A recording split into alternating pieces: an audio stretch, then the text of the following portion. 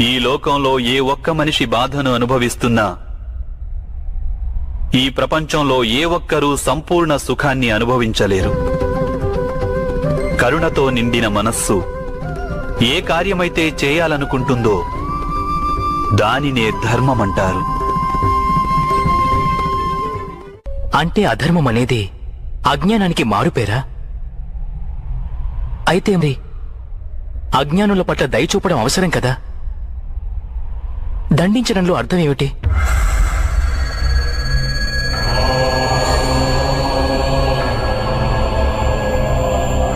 అజ్ఞాని జ్ఞానం విలువను తెలుసుకునేందుకు సిద్ధంగా లేకుంటే, జ్ఞానం వైపు దృష్టి సారించేందుకు సిద్ధంగా లేకుంటే, అప్పుడు దండనే దయ అవుతుంది.